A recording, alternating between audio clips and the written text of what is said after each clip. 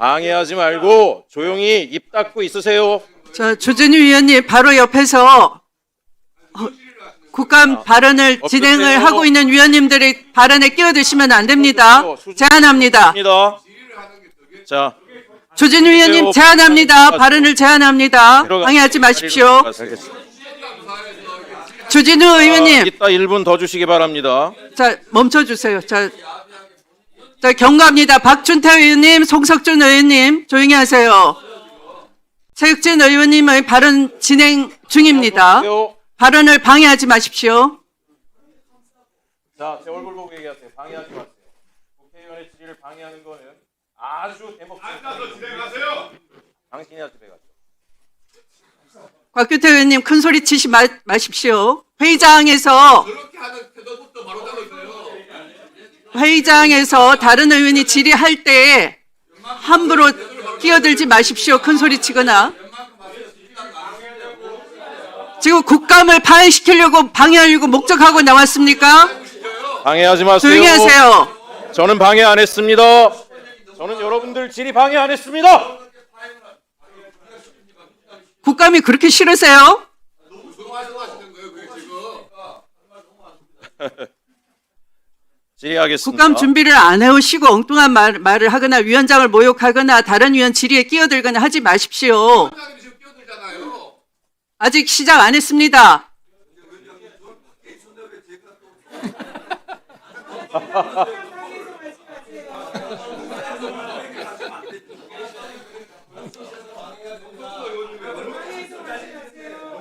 회의장이 무슨 잡담장입니까? 국민들이 지켜보고 계십니다. 내란 청산을 어떻게 하는지 지켜보고 있습니다. 지금은 국민의 시간입니다. 국민을 대신해서 질의하는 겁니다. 조용히 하세요. 조용히 하세요. 조용히 하세요. 질의 좀 합시다. 조용히 하세요. 자, 여기 있는 발언하시면 시간을 넣어드리겠습니다. 네, 꼭 1분 더 주셔야 됩니다. 1분을 방해받았습니다. 정확히 저는 더 할 생각도 없습니다, 위원장님. 시작해 주세요. 네. 그 공직 이해 충돌에 대해서 전혀 답변을 하신 분이 없네요. 다음 질문 하나 더 드리겠습니다. 어쨌든 저는 여기 계신 분들이 대한민국 최고의 법률 전문가라고 생각하기 때문에 몇 가지 더 묻겠습니다. 12월 3일 계엄과 내란이 일어났을 때 군이 국회를 침탈하고 시민들이 맨몸으로 군을 맞서야 되고 장갑차에 맞서는 그 순간에 혹시 SNS나 개인이 하시는 페이스북 등에 이 행태가 반헌법적 행위라든가 민주헌정 질서를 위협하는 중대 범죄에 해당할 수 있다고 강력한 목소리를 내신 분 있으면 한번 손들어 보십시오. 손들어 보십시오. 아무도 없으십니까? 아무도 없습니까? 자, 계엄이라는 게 뭡니까? 우리는 직접 경험했기 때문에 여러 차례 목격을 했지요. 계엄이 되면 어떤 일이 벌어집니까? 여러분이 재판을 하시는 사법부에, 대법원에 총을 찬 군인들이, 그것도 뭐 대위 정도 수준 되는, 소령 정도 되는 수준의 사람들이 총 들고 들어가서 정치범들 잔뜩 데려다 놓고 판결문 이렇게 쓰세요 저렇게 쓰세요라고 지시하는 상황들 우리 역사적으로 보지 않았습니까? 얼마나 위험한 일입니까? 사법부의 소위 말하는 자율성과 권위가 바닥에서부터 붕괴될 수 있고 여러분들이 총칼에 의해서 양심이 무너지고 법관으로서의 독립성이 훼손되는 그 중차대한 상황에 온 국민이 부르르 떨고 있는 그 상황에 아무도 SNS에 이 문제에 대해서 목소리를 내지 않으셨습니까? 그런데 입법부가 대법원 국감했다 그래서 아까 여기 나와 있네요. 사법부 치욕의 날, 대한민국이 무너진 날, 결국 사법부마저 발 아래 두려워하고 그것이 여의치 않으면 모욕과 조롱을 통해 사법부의 권위를 깎아내리려 하는 모습에 통탄하지 않을 수 없다. 현직 부장판사 또 고법판사님이 이 글을 쓰셨네요. 혹시 이 자리에 계십니까? 저는 국민들이 지금 우리 사법부가 1800년도에 머물러 있는 게 아닌가 이런 얘기 하시는 분들이 많아요. 예? 아니 그렇게 사법부의 독립이 중요하고 이렇게 결기 있게 행동하시는 분들이 당일날 밤에는 아무 얘기를 안 하셨습니까? 총을 차고 들어오는 사람들, 탱크를 밀고 들어오는 사람들한테는 고개를 숙이지만 입으로, 몸으로, 맨몸으로 싸우는 사람들의 모습들은 개의치 않는 겁니까? 저희가 총 들고 갔습니까? 입법부가 사법부의 머리 꼭대기에 쓰려 한다고요? 사법부를 발 아래 두려 한다고요? 계엄이 발 아래 두는 것이지 누가 계엄을 누가 사법부를 발 아래 두려 합니까? 제가 하나 더 묻겠습니다. 정치인이 범죄를 저지르면 재판 안 하십니까? 제가 만약에 범죄를 저지르면 사법부의 입법부의 동등한 대우 때문에 재판의 대상이 아닙니다. 이렇게 얘기하십니까? 여러분들이 내란의 상황에 아무것도 하지 않았기 때문에 저희 입법부가 모지하고 들여다보는 것처럼 저희가 국민의 뜻에 위반되는 범죄를 하면 여러분도 저희를 재판할 권리를 가지고 있지요. 뭐가 문제입니까? 누가 한번 속 시원히 대답을 해주세요. 상권 분립에 역행하고 헌법 정신에 반한다? 제일 잘하시지 않습니까? 상권 분립이 왜 만들어졌습니까? 부당한 권력으로부터 국민을 보호하기 위해 만들어져 있는 거죠. 잘 아시지 않습니까?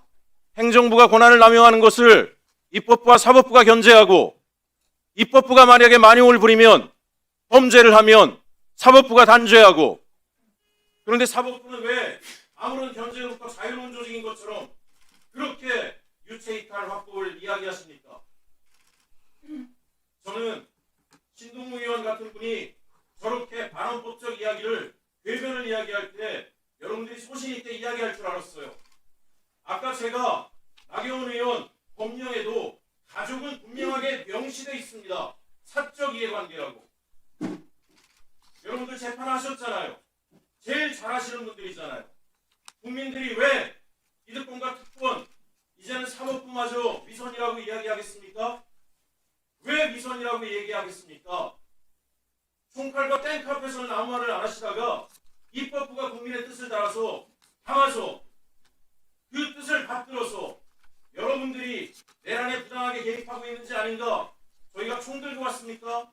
거기서는 이런 얘기하는 것에 대해서 국민들이 위선이라고 이야기하는 겁니다. 국감 오늘 진행하는 동안에 여러분들이 양심을 걸고 법관의 양심을 걸고 모든 국민이 보고 있다는 마음으로 이 국감에 임해 주시기 바랍니다. 동료의 이야기이기 때문에 입을 다물고 대법원장이 인사권을 가지고 있기 때문에 입을 다물고 이러지 않기를 부탁드립니다. 이상입니다. 됐어요. 다 하셨어요? 깜빡했네. 네, 수고하셨습니다. 다음은 조배숙 의원님 질의해 주십시오.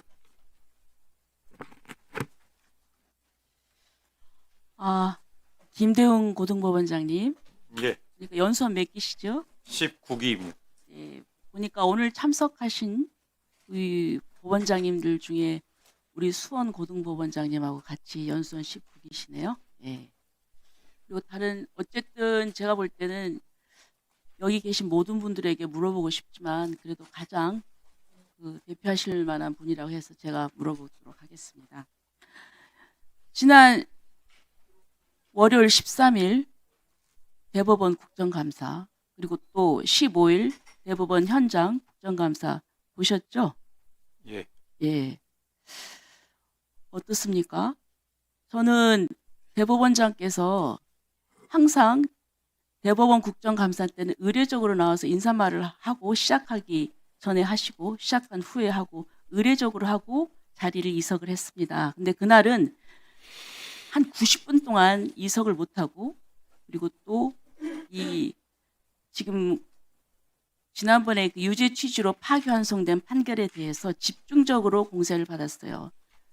거의 이석도 못하고 90분 동안 언론에서는 이제 조리돌림이라는 표현을 썼는데 그리고 또 15일 날도 그 현장에 왔을 때 마지막에 이제 마무리 인사를 하러 갔는데 한 30분 동안 서 있는 채로 또 그거가 관련된 질의를 받고 그랬습니다. 그리고 또 대법원을 현장 검증을 하면서 그리고 또 기록을 그 재판 관련 기록을 그 서면 동의 신청서를 하고 현장에서 아주 긴급하게 아주 신청을 해서 일방적으로 통과를 해서 기록을 내놔라 이렇게 했는데 지금 그 상황을 보고 느낌이 좀 어떠셨습니까? 이게 사법부의 독립을 침해하는 굉장히 중요한 사건 아닌가요?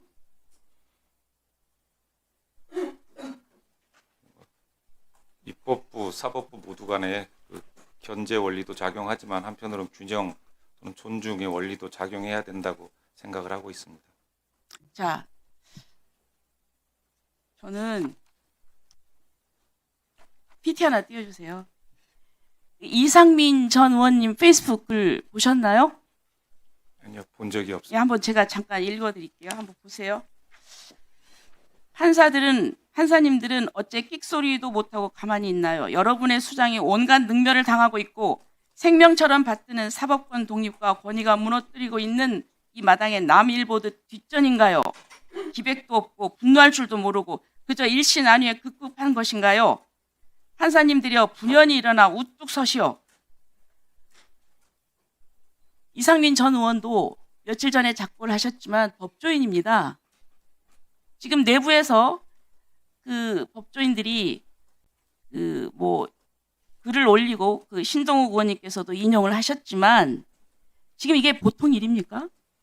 이게 사법부 굉장히 위기예요. 그 판사들 내부의 분위기는 어떻습니까? 뭐 따로 확인한 바는 없어서 좀 말씀드리기가 곤란한 것 같습니다. 참, 예, 남의 일 보듯이 이러시면 안 됩니다. 그렇기 때문에 지금 이재명 대통령 재판 5건도 지금 헌법 84조에 의해서 추정을 해버렸잖아요. 예? 그러니까 이렇게 지금 이거를 뭐라고 하기 전에 이렇게 알아서 바람이 불기도 전에 눕는다고 그래서 이걸 선제적 복종이라고 합니다. 이러니까 사법부가 이런 꼴을 당하는 겁니다. 자, 중앙지방법원장님. 네. 지금 지기현 판사 때문에 좀 시끄럽습니다. 그렇죠? 네, 지기현 판사가 지난 윤석열 전 대통령에 대해서 구속 취소 결정을 했습니다. 2가지 사유입니다. 하나는 이제 구속 기간을 넘겼다는 것하고 두 번째는 수사한 공수처는 내란죄에 대한 수사권이 없이 직권 남용을 수사를 한 것을 가지고 기소를 했기 때문에 이 부분에 대한 문제가 있을 수 있다는 것입니다. PT를 좀 띄워줘 보세요. PT 띄워보세요. 네. 자, 지금 이게 지기현 판사가 구속 취소 결정문에 쓴 그 2번째 사유입니다. 그러니까 공수처가 수사권이 없는데 수사를 해서 이렇게 됐기 때문에 이 부분에 대한 명확한 그 적법성에 대해서 검토를 해야 된다는 것입니다. 다음 띄워보세요. 근데 대법원에서 어떤 판례가 있었느냐면 수사권이 없는, 즉 규정을 위반해서 개시된 수사 절차에 이어진 공소 제기는 그 절차가 법률의 규정을 위반해 무효라고 해서 공소기각 판결의 대상이 된다 그랬습니다. 제가 볼 때는 지기현 판사가 구속 결정한 것은 2가지 사유, 이 2번째 사유가 상당히 큰 것입니다. 그런데 이 지기현 판사에 대해서 온갖 신상털기로 지금 대법원 감사위원회에서 지금 조사하지 않았습니까? 그렇죠? 네. 예, 그래서 그 감사 결과 별다른 혐의점이 나오지 않았잖아요.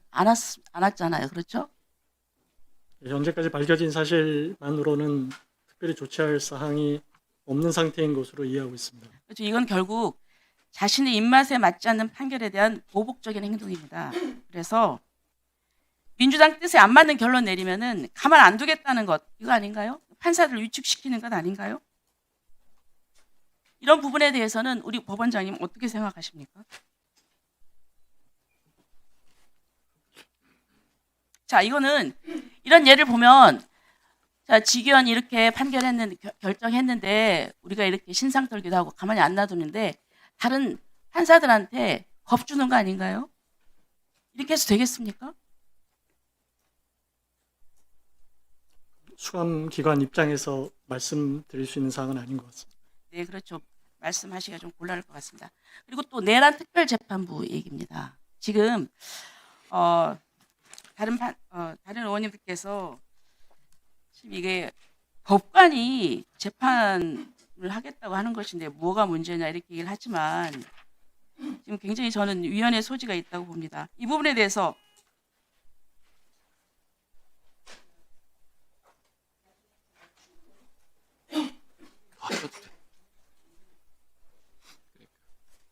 수고하셨습니다. 다음은 전현희 위원님 질의해 주십시오. 네, 고등법원장님, PPT 좀 봐주십시오. 이재명 후보의 선거법 재판 당시 절차입니다. 26일에 항소심에서 무죄 판결이 났고요. 28일에 대법원에 소송 기록이 접수가 됐습니다. 대법원에는 이때부터 기록 검토를 시작했다라고 주장을 하고 있고요. 4월 10일에 검찰에 상고 이유서 제출이 되었습니다. PPT 띄워주십시오. 4월 10일에 상고 이유서가 제출이 됐고 4월 21일에 답변서가 제출이 됐습니다. 일정이 이렇습니다. 그리고 22일에 전원 합의체 회부가 됩니다. 그리고 전원 합의체 당일에 합의기일이 진행이 됩니다. 그리고 이틀 만이 24일에 합의가 종결이 되고요. 5월 1일에 판결 선고가 됩니다. 이게 지금 우리가 문제를 삼고 있는 재판의 절차입니다. 형사소송법에 보면 상고법원은 상고 이유서에 포함된 사유에 한해서 재판을 해야 한다라고 규정이 돼 있어요. 상고 이유서는 4월 10일에 나왔고 그리고 답변서는 4월 21일에 제출이 됐습니다. 상고하는 쪽과 상대방의 각각의 주장이 제출된 이후에 전압에 회부돼서 심리가 이루어지는 것이 통상의에 맞죠. 법률의 규정도 그렇습니다. 맞습니까? 일반적으로는 그런 것으로 알고 있습니다. 일반적으로 그렇죠. 근데 이 사건은 상고 이유서나 답변서도 보지 않고 대법원이 기록을 읽기 시작했고 답변서 도착하자마자 심리를 했다고 합니다. 통상 이런 일이 있을 수 있습니까? 대법원에서 재판 진행했던 사항이라서 죄송하지만 제가 그 부분 잘 알지 못해서 일단 이거는 객관적인 사실이고요. 이 절차가 뭐 우리 법원장님의 말씀으로 바뀌거나 이런 게 아닙니다. 이 사실이 통상 있는 절차가 아니라는 것은 법원장님도 아실 거예요. 그리고 아까 고등법원에서 하루 만에 기록이 대법원으로 보내졌다. 이것도 사상 초유라고 법원장님께서 인정을 하셨습니다. 이 사안도 대법원에 있었던 이 절차도 사상 초유입니다. 왜 이렇게 사상 초유의 사건이 대선 한복판에 일어났을까요? 그래서 이 부분에 관해서 지금 사상 초유의 대선 한복판에 민주당의 유력 대선 후보의 자격 박탈을 시도하려고 했던 그 판결이 매우 이례적으로 일어난 이 문제 때문에 온 국민들이 분노하고 있는 겁니다. 대법원이 사실상 대선 후보를 교체하려고 했던 사상 초유의 대선 개입이다. 이렇게 국민들이 생각을 하고 있는 겁니다. 이 부분에 대해서 어떻게 생각하십니까? 국민들이 그런 우려를 갖는 점에 대해서는 뭐 송구스럽게 생각하고 있습니다. 다만 방금 전에 말씀드렸듯이 어떤 경위로 저렇게 진행이 된 것인지에 대해서는 저로서는 알 수가 없었고 법원장님께서 거기에 대한 경위나 그 내용에 대해서 모르시는 게 당연하지만 객관적인 사안이 지금은 대법원이 그리고 고등법원이 정말로 국민들이 이해할 수 없는 최단기간에 그것도 법을 어겨가면서 절차를 위반하면서 이런 판결을 했다. 그 문제 때문입니다. 다음 PPT 보시죠. 국민들 대다수가 지금 현재 전담재판부 설치를 과반수 이상이 찬성을 하고 있습니다. 이러한 내용은 그동안 조희대 사법부가 해왔던 그 여러 가지 일련의 사태에 대해서 국민들의 불신과 우려가 매우 크다는 것을 방증을 합니다. 사실상 그 내란의 밤 기억을 하시죠. 그때 당시에 헌법기관을 침탈한 것은 기존 대법원 판례에 의해서도 비상계엄이라 하더라도 헌정질서 파괴다, 내란이다 이렇게 판례를 한 내용이 다수 있습니다. 당시에 지금 헌정질서 파괴를 한 이 비상계엄에 대해서 당시에 법원은 공식적 입장을 내지는 않았습니다. 근데 사실상 우리 대법원은 헌법 질서와 법치주의를 수호할 최후의 보루임을 자처하고 있습니다. 사법부의 이 헌법상의 책임, 그것이 내란 종식의 사법부도 그 책임의 한 축임을 인정하십니까? 헌정질서 파괴에 대한 그것을 바로 세우는 책임이 사법부에도 있다는 걸 인정하십니까? 그 점에는 동의합니다. 인정하시죠? 네, 그래서 사실상 지금 내란 종식에 있어서는 사법부가 주요한 책임자, 당사자입니다. 그리고 법치주의와 헌정질서를 바로 세울 책임, 최후의 보루는 사법부에 있습니다. 그런데 지금 사법부가 그 책임을 다하지 않고 있다는 겁니다.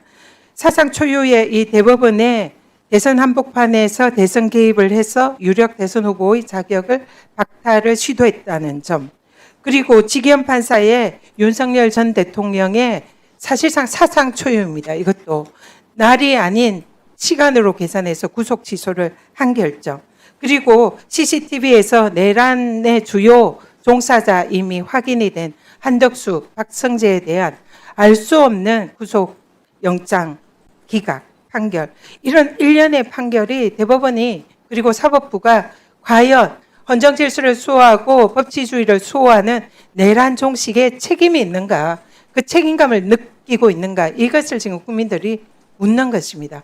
그래서 지금 사법 불신이 있고 사법 개혁을 해야 된다, 전담 재판부가 필요하다, 이런 국민적인 요구가 있는 것입니다. 어떻게 생각하세요? 의원님께서 말씀하신 것처럼 여러 가지 논의가 있는 걸로 알고 있습니다. 다만 이제 종전 다른 의원님들 질문에 답변했듯이 다만 그 내란 전담 재판부 네, 그 질문을 좀 이따 하겠습니다. 차영민 형사수석부장님, 지금도 구속 취소 이런 결정을 할 때에 일로 계산합니까? 시간으로 계산합니까? 그럼 재판부에서 개별적으로 판단하는 것으로 알고 통상 어떻게 합니까? 평균적으로?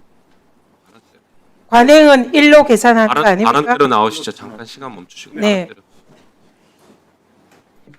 네, 홍사수석 부장입니다. 네, 관행적으로는 일로 계산하는 것이 법원의 그동안 그렇게 관행이죠. 알고 있습니다. 지금 우리 재판 수석 부장님은 어떻게 계산합니까? 저는 사실 그 구속 기간을 계산할 일이 사실은 많지가 않습니다. 왜냐하면 보통 구속 기간 연장 결정을 통상은 재판부에서 판단을 하지만 시간으로 그 날로 하고 있는 거 아닌가 그렇게 생각을 하고 있습니다. 날로 하죠. 그러니까 그거를 정확히는 모르겠습니다. 그러니까 그게 왜냐하면 구속 기간 갱신 결정을 그 연장 결정을 할 때 보통 문제가 되는데 당직 법관들이 하고 있습니다. 저는 구속 기간 계산을 하는 업무를 일로 하는 거 아닙니까? 관행으로? 제가 재판하는 업무에는 구속 기간에 관한 쟁점이 되는 부분이 없습니다. 네. 여태 형사재판할 때 구속 기간에 계산을 해본 적 없습니까? 그 이전에는 일로 했었습니다. 일로 하셨죠? 그렇습니다. 일로 하십시오. 지금 현재까지 형사법원의 관행은 1이었습니다. 이 사안도 사상 초유입니다. 시간으로 계산한 것. 왜 이 1년의 내란 사태에서 법원은 사상 초유의 이런 결정을 되풀이하느냐, 이것을 국민들이 질문을 하고 계십니다. 여기에 대해서 사법부는 우리는 모르는 일이에요 하고 변명만 비난할 것이 아니라 국민들에게 분명한 대답을 하셔야 됩니다. 그리고 헌법 수호와 법치주의 수호의 의지를 분명히 사법부가 보여야 한다, 이렇게 생각합니다. 법원장님, 답을 해주시죠. 공정한 재판을 꼭 수행해달라는 취지로 알아듣고 그 부분은 명심하도록 하겠습니다. 네, 마무리해 주십시오. 네. 그 중앙지방법원장님, 네, 그 윤석열 구속 취소 이후에 혹시 중앙법원의 구속 취소 사건이 몇 건이나 있었는지, 그리고 그 사건들은 날로 했는지 시간으로 했는지를 확인하셔서 자료를 제출하거나 아니면 다음번 질의할 때 의원님들께 그 정보를 좀 제공해 주십시오. 예, 알겠습니다. 네, 지금 당장은 답하기 어려우시죠? 예, 지금은 제가 예. 알고 있지 하여튼 않습니다. 곧바로 좀 확인해 주십시오. 어려운 일은 아닌 것 예, 같으니까. 알겠습니다. 네, 다음은 주진우 의원님 질의해 주십시오. PPT 좀 띄워주세요. 서울고등법원 법원장님, 예. 저는 캄보디아 문제를 우리 일선 판사님들도 함께 좀 고민을 해주셨으면 합니다. 지금 법원의 온정주의에 대해서 국민들이 굉장히 우려가 많습니다. 특히 범죄 피해자의 어떤 피해 회복과 인권보다 피의자의 인권, 피고인의 인권만 너무 중요시되는 거 아니냐라는 불만이 터져 나오는 거거든요. 어제 저는 캄보디아 구금자 64명의 송환이 딱 그런 모습이었다고 생각합니다. 생사를 걸고 탈출했던 피해자는 대사관에 목숨 걸고 왔더니 업무 시간이 3시 반이니까 끝났다. 여권 제시하라. 범죄니까 여권을 뺏긴 거죠. 근데 여권 제시하라고 하면서 문전박대하고 겨우 KBS 취재진들 만나서 겨우 지금 살았습니다. 근데 범죄로 구금된 64명은 전세기까지 보내서 국내로 무더기로 데려왔거든요. 근데 굉장히 충격적인 장면이었어요. 제가 생각했던 장면하고도 완전히 달랐습니다. 수갑 차고 문신 보이면서 입국했을 때 국민들이 굉장히 놀랍고 생각했던 모습이 아니었어요. 64명 대부분이 로맨스 스캠, 보이스피싱 이런 조직에 관여됐다라고 하고 살인, 납치 등 강력범죄와 연관돼 있을 가능성이 또 매우 높습니다. 당연히 엄정한 처리가 필요하죠. 이렇게 일괄해서 데려오면요, 48시간 동안 이게 진상규명이 굉장히 어렵습니다. 강력범죄일수록 현장 검증이 필수거든요. 범죄 현장 가봐야 살해 현장이든 뭐 납치 현장이든 고문 현장이든 현장이 있어야 뭔가를 진상을 규명할 거 아닙니까? 다 사건 현장이 캄보디아에 있어요. 그럼 일일이 수사기관들이 출장을 할 것이냐 하는 문제가 있고요. 주범인 중국인들은 전부 다 도피했다는 외신 보도가 있었습니다. 외국인 공범들하고는 설사 잡혀도 어떻게 대지를 합니까? 지금 공범들끼리 아마 여기 있는 판사님들 다 아실 거예요. 공범들끼리 일부만 잡혔을 때 얼마나 많이 서로 책임을 미루고 거짓 진술하고 진상규명이 어렵게 만듭니까? 저는 이 조치를 도저히 이해를 못하겠어요. 캄보디아 현지에서 합동조사하면서 충분히 진상을 규명한 다음에 순차로 송환했으면 딱 되는 일인데 지금 민주당 의원님들이 대거 가다 보니까 뭔가 보여줘야 되니까 전 세계에 태워서 범죄자들만 송환을 한 겁니다. 캄보디아 입장에서도 마다할 이유가 없죠. 피해자가 한국인들이고 그 범죄자들 데려간다는데 캄보디아가 막을 이유가 있습니까? 그래서 송환을 허용한 거고요. 저는 현지에서 합동조사를 하면서 진짜 주범을 잡아야 이 피해자를 구출할 수 있다고 생각하거든요. 재판 많이 하셨을 텐데 살인죄 같은 중대범죄 같은 경우에 재판부에서도 살해 현장 반드시 검증하죠? 안 그렇습니까? 검증하는 경우가 있는 것으로 알고 있습니다. 네. 그리고 공범 진술이 엇갈리면 충분히 확인해야 실체적 진실을 밝힐 수 있는 거 아닙니까? 재판 원칙 아닙니까? 그렇죠? 네, 그렇다고 생각합니다. 이게 지금 이미 이걸 놓치고 데려온 상황에서 아마 수사 기록이 엉망일 겁니다. 하지만 이게 지금 저는 일선 판사님들께서 개별 판단은 존중하지만 이거는 국제 조직 범죄이기 때문에 구속영장 발부에 있어서 좀 더 기존 기준보다는 더 세게 발부를 해야 된다고 생각하거든요. 왜냐하면 이게 48시간 내에 한계 때문에 엉망일 거예요. 기존 기준대로 하려면 영장이 기각되는 사례가 많을 텐데 어차피 캄보디아에 구금돼 있던 상태에서 사실은 그 본인들도 송환을 거부하던 상태에서 데려온 것이거든요. 그렇기 때문에 저는 이후에 다소 억울한 사람들을 석방하는 한이 있더라도 원칙적으로 구속 수사와 재판이 필요하다고 보는데 어떻게 생각하세요? 아마도 뭐 사건의 중대성 등 여러 가지 구속 사유에 관해서 종합적으로 판단해서 적절하게 담당 판사가 판단하지 않을까 그렇게 생각합니다. 네, 정부가 사고 쳐도 법원이 국민을 지켜줘야 됩니다. 아시겠죠? 그리고 법원장님, 다음 PPT요. 살면서 가장 예의 바르게 법원장님한테 인사한 사람 누굽니까? 아마 재판 피고인일 겁니다. 저도 마찬가지거든요. 저도 검사했을 때 저한테 가장 90도로 인사한 사람이 범죄로 수사받는 사람들이에요. 거기에 속으면 안 됩니다. 내 눈앞에서 내가 재판받을 때는 고개 숙이고 하지만 실제로 범죄 현장에 가면 되게 극악스러워지는 거거든요. 실제 영장 기각되고 가서 보복 살해를 저지르는 사람들도 많아요. 근데 지금 우리나라는 현실이 국제범죄조직의 호구가 돼 있다고 생각합니다. 정부가 TF 만들어서 대처하고 발표한다고 발표까지 했는데 버젓이 고수익 알바로 해외 유인을 하고 있어요. 제가 워낙 답답해서 한번 쳐봤습니다. 오늘 아침에도 쳐보고 며칠 전에도 쳐봤어요. 똑같아요. 그냥 인터넷에 들어가서 고수익 알바라고 딱 치잖아요. 그러면 거기에 그 해외로 유인하는 글들이 뜨면서 텔레그램 방으로 안내를 합니다. 다음 PPT 한번 띄워봐 주세요. 이게 진짜 범죄 현실이에요. 첫 번째 PPT 보면은요, 제가 텔레그램 방에서 실제 저 범죄하는 사람들하고 대화를 한 겁니다. 근데 뭐라고 하냐면은 지금 고수익 알바를 원한다니까 가족적인 분위기라면서 필리핀으로 오라 그래요. 필리핀이라는 단어도 안 씁니다. 필이라고 해요, 필. 필이 뭐냐고 물어보니까 이제 필리핀이라고 하는 거죠. 지금 캄보디아만의 문제가 아닙니다. 필리핀, 라오스 등등의 이런 범죄가 굉장히 창궐하고 있다는 거 보여주는 거고, 지금도 정부를 비웃으면서 이거를 계속 이렇게 하고 있는 거예요. 다음 페이지 보여주세요. 이게 국제범죄뿐만 아니라 국내 마약 던지기도 버젓이 아르바이트 하라고 텔레그램에서 권유합니다. 이건 또 다른 방이에요. 마약 한 건 던지는데 얼마인 줄 아십니까? 3만 원 받고 우리 청년들이 저기 꼬임 당해가지고 3만 원 받고 마약 운반하고 있는 겁니다. 근데 왜 이런 국제범죄 조직이 우리나라가 타겟이 됐냐? 어제 채널A에서 보도가 나왔어요.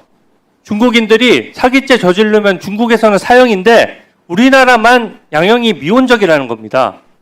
양형이 약하고 구속을 잘 안 하고 그렇게 하면 당장 내 눈앞에 있는 피의자는 불쌍해 보이고 그 사람들 인권을 보장하는 듯한 기분은 들겠지만 실질적으로 그 뒤에 숨어있는 피해자들이 죽어나는 겁니다.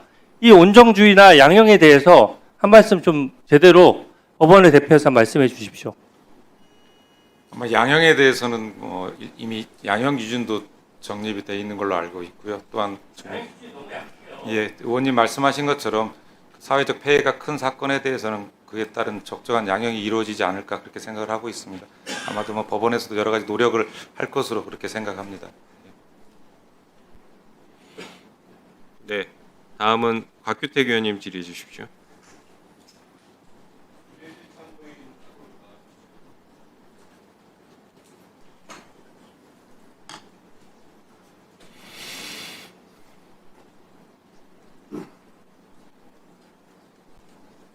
네.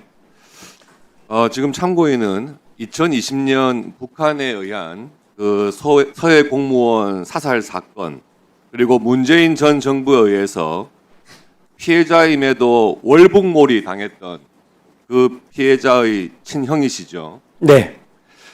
이 사건이 2년 동안 묻혀 있다가 2022년 정권이 교체된 다음에서야 당시 문재인 정부에서 이 월북몰이했던 정부 관계자들이 직권남용 등으로 기소가 돼가지고 아직까지 재판을 받고 있죠. 네, 아직 비공개 재판 중. 예. 지금 증인은 그 머리에 저 수술하신 것 때문에 모자를 쓰고 계시죠. 아닙니다. 이 서해피격 사건 예. 때문에 당뇨가 상당히 심하고 아, 지금 예. 이가 한 21개가 빠져 있습니다. 알겠습니다. 그 참고인께서 쓰신 이 서해 일기, 네. 예, 저도 책을 보고 참 정말 슬픈 생각이 들었습니다만은 내용 중에서 제일 뒷표지에 그런 부분이 있습니다. 더불어민주당 의원 6명이 월북을 인정하라라는 말을 하기 위해 안산까지 내려와 그것도 2시간이나 기다렸다. 내가 호남 출신이라 자신들의 말을 쉽게 들어줄 것이라 생각했던 것 같다. 오죽 다급했으면 여기까지 쫓아내려와 긴 시간 기다리고 있었을까. 월북을 인정하면 보상해 드리겠습니다. 그 얘기를 듣는 순간 온몸에 소름이 끼쳤다. 그들은 이후에도 몇 차례 더 찾아왔다. 이런 말이 있어요. 이 사실대로 쓰신 거죠? 네, 와서 호남이니까 같은 편 아니냐. 월북 인정해라. 그렇게 얘기했습니다. 예, 저는 이런 식으로 우리 공무원이 북한에서 사살된 사건, 이런 사건을 은폐하려고 했던 이런 사안이 당시에 신속하게 처벌되고 재판받았다면 최근에 있었던 황당한 사건들, 미국에서 300명 넘게 구금당한 조지아 사태, 캄보디아에서 억울한 대학생이 범죄 집단한테 무참히 살해된 사건, 이런 사건들이 생기지 않았을 것이라고 저는 생각을 합니다.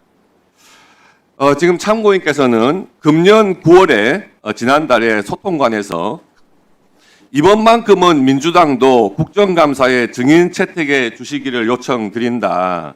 그렇게 말씀하셨고 지금 5년 만에 처음으로 국회에서 참고인으로 진술하시는 거죠? 네, 맞습니다. 예. 최근 그 참고인께서 말씀하신 내용을 보니까 우리 가족이 알고 싶은 건 동생이 죽기까지 나라가 해야 할 일을 했는지 그것 단 하나다. 이렇게 말씀하신 적이 있어요. 네, 맞습니다. 국가의 존재 이유입니다. 그렇죠. 그런데 지금 그 사건을 은폐하려고 했던 관련자들, 그 사람들에 대한 재판은 지금 2년째 계속되고 있는데 그 재판이 지금 비공개로 진행되고 있죠. 네, 66번째 되고 있습니다. 그러면은 그 피해 공무원의 유족이신 참고인도 그 재판에 못 들어가고 계시는가요? 네, 막았습니다. 그 내용이 저는 정말 있을 수 없는 것이라고 생각을 합니다. 중앙지방법원장님. 예. 저도 변호사를 해서 증인 참고인 중에서 그런 국가 기밀과 관련된 진술을 해야 되거나 그런 서증을 검증하고 할 때는 그 순간만 그 군사 기밀, 국가 기밀 같은 것을 보호하기 위한 조치를 하고 재판을 진행하면 됩니다. 그렇게 다 하고 있어요. 근데 유독 이 사건은 2년째 지금 모든 심리를 비공개로 해가지고 이 억울한 피해자 유족조차도 도대체 내 동생이 왜 그런 일을 당했는지를 알지를 못한 채 재판이 진행되고 있다는 거 아닙니까? 이런 것은 시정하셔야 되는 것 아닙니까? 제가 그 재판 공개 여부나 진행 과정에 대해서 좀 잘 알고 있지 못해서 뭐 구체적인 답변을 드리기는 어려운데요. 재판부에서 형사소송법 등의 법률 규정에 따라서 절차를 진행하고 있지 않을까 그렇게 생각을 하고 있습니다. 그 피고인 중에 지금 이 자리에 있는 국회의원도 있단 말이에요. 예? 그 국회의원이 공소 취소하라. 이 사건 억울하다. 그런 사적 이해 충돌 행위를 버젓이 하고 있는 겁니다. 참고인께서, 증인께서 국가에 대해서 알고 싶어하는 그 단 하나, 네. 그것을 좀 심정을 말씀해 주시죠. 지금 이 자료는 2023년 12월 달에 감사원에서 14장짜리 감사 보고서거든요. 근데 이 감사 보고서가 나온 직후에 재판이 있었습니다. 제가 재판장에 가면서 변호사하고 박지원 전 의원이 왔을 때 약 한 50m 전방에서 이것을 하늘로 뿌렸습니다.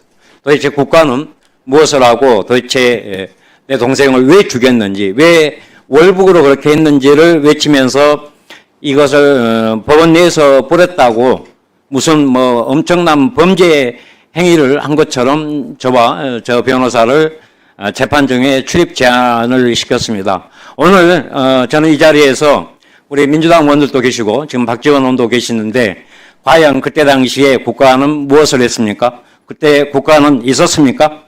왜 적대국에 단 한마디도 못하는 그런 비겁한 나라가 됐습니까? 저는 그것을 묻고 싶습니다. 예, 참고인 자리 들어가 주시죠. 네, 감사합니다. 예, 저는 그 지금 이 사건이 당연히 원칙에 따라서 공개된 상태에서 재판이 진행돼야 한다고 보고 그 재판 과정에는 그 억울한 죽음을 당한 피해자의 유족께서 직접 보셔야 한다고 생각을 합니다. 지금 뭐 군사 기밀도 아니고 국가 기밀도 사실 그 사건 중에 뭐가 그렇게 있는지 모르겠어요. 그런 사안이 있을 때는 증인에 대해서 가림막을 한다든지 그 순간만 비공개로 한다든지 그런 식으로 재판 진행이 충분히 될 수 있는 겁니다. 그것을 특정 피고인의 요청에 따른 것이라든지 이런 식으로 해가지고 비공개로 재판을 한다? 있을 수 없는 일입니다. 지금 비상계엄과 관련된 사안 온 국민에게 당시 현장이 생중계가 됐습니다. 그런데도 이것을 다시 재판을 공개해야 된다고 법까지 만들어가지고 생중계를 하고 있지 않습니까? 그런데 서해 공무원 피살 사건, 이 억울한 죽음을 당한 공무원의 사건은 왜 공개하지 않고 2년 동안 유족들의 법정 출입도 제한한 채로 이렇게 진행을 하는 겁니까?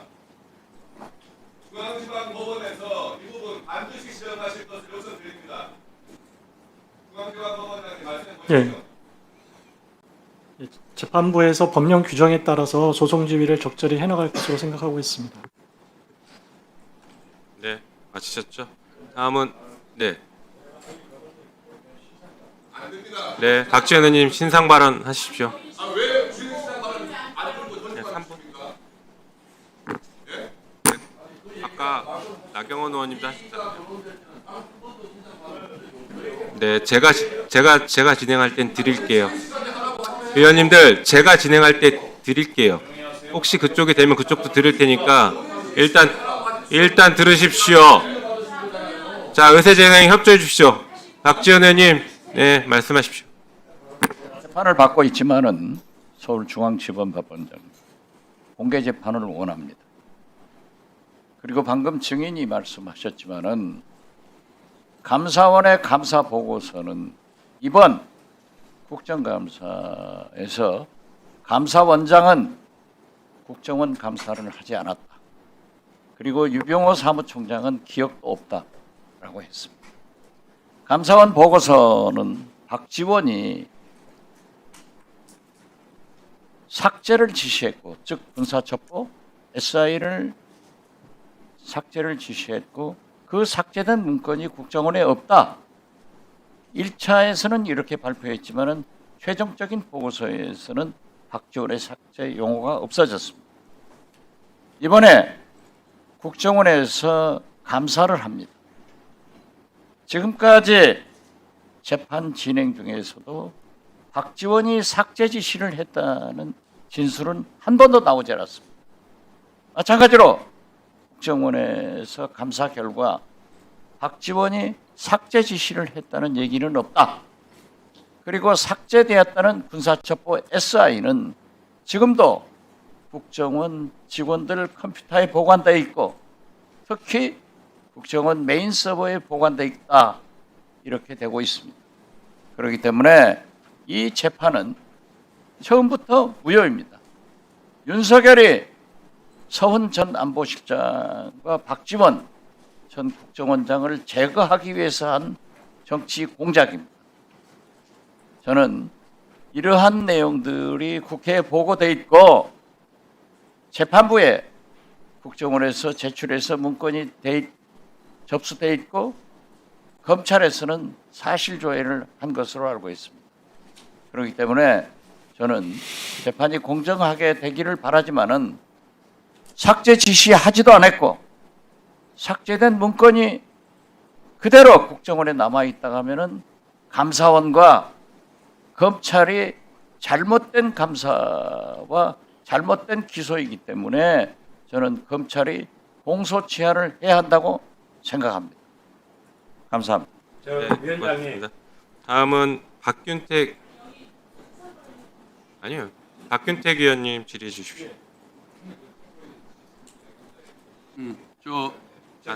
앉으시고요. 다음번에 기회 드릴게요. 다음 질의 때 하시죠. 서울 고법원장님 질문 드리겠습니다. 올해 하순 이후 2월달 하순 이후에 사법부는 국민들을 상대로 수많은 의혹과 질문거리들을 던지고 있습니다. 사법부가 국민을 상대로 내고 있는 그 질문거리 퀴즈 4개를 제가 한번 정리를 해봤습니다. 한번 보시고서 우리 서울 고법원장님이 직접 한번 답을 주시면 좋겠습니다. PPT 좀 띄워주십시오.